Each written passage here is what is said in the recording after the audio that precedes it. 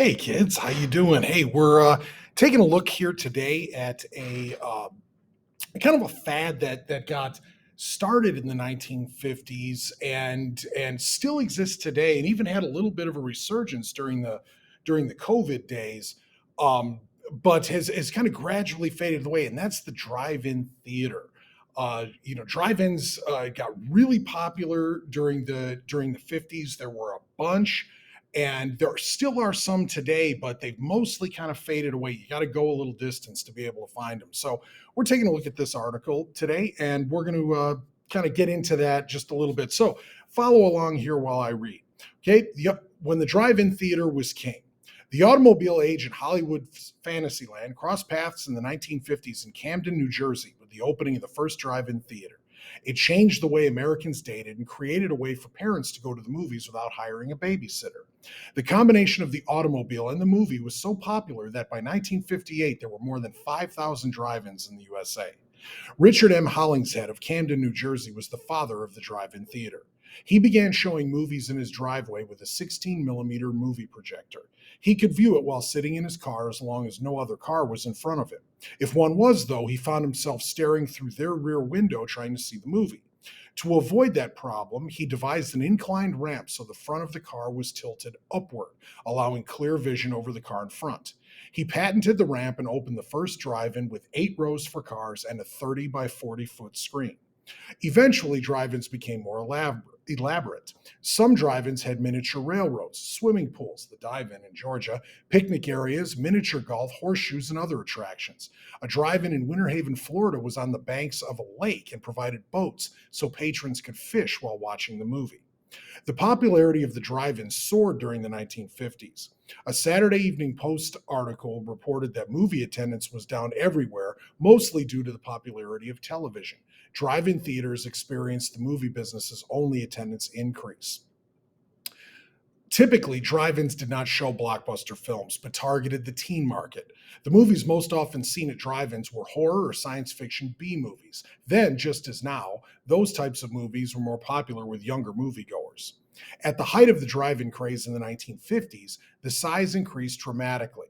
One drive-in in New York had spaces for 2,800 cars and was situated on 28 acres. It also had a 1,200-seat heated and air-conditioned indoor viewing area, a playground, a cafeteria, and a restaurant serving full dinners. A shuttle train took customers from their cars to the various attractions. The Bel Air Drive-In in Cicero, Illinois held 2,400 cars and was the largest in the state. By 1980, though, the popularity of drive-in theaters began to fade. It was hard to make a lot of money owning a drive-in, especially in the northern states where drive-ins can only operate for about 6 months a year. Around this time, most regular movie theaters began expanding into the multiplex theaters we see today, with many screens providing a chance to show many different movies. This made better use of the space, but many of the grand old theaters that held more than a couple hundred people disappeared. Drive-ins suffered from the same problems. The screen was so big that it was very difficult to provide more than one. They also took up a huge amount of space. Eventually, most owners sold their drive-ins to provide land for shopping malls. Oddly enough, shopping malls have kind of gone the way of the dodo, like drive-in movie theaters. Anyway, a drive-in owner later said, "Drive-in theaters are the only parcels of land big enough for a shopping center. It's hard to turn down an offer that equals 10 years of profits on the drive-in." Today, the few remaining drive-ins appeal to families and nostalgia buffs. Some customers remember going to the same drive-ins as kids. Now they bring their children. So just a short little thing on drive-ins. There are some drive-ins. There's one that's not too far from here in Plano that a lot of Plano students over the years have gone to. You may have been to one. You might not even know where it is, but you could probably check it out and find out. There are a couple of other ones that are a little bit further drive than the closest one, but are still, within a couple of hours that you could drive. It'd definitely be a special trip. It's not like just going to a movie theater, that you expect to be able to get to within 15 minutes or so. A drive-in is going to take a little bit more commitment than that, but they're still around and they may not be around forever. So if you get the opportunity, try and get to one because they really are a fun, unique experience, something that might not be around forever. They when they go, there's nothing that's going to replace them that's anything like it. So I mentioned at the beginning kind of how COVID uh, drive-ins saw, the ones that are around saw a big resurgence because it was a way to socially distance while seeing a movie. You could be outside, you could do all that kind of stuff. So drive-ins opened up before regular movie theaters did. So just kind of an interesting thing is that we actually found something years, decades after most drive-ins had gone away, where it actually was kind of the only game in town.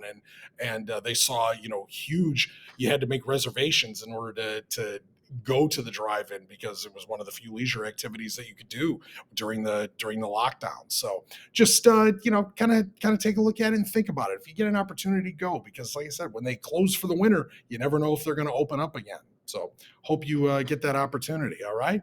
Okay. Take it easy.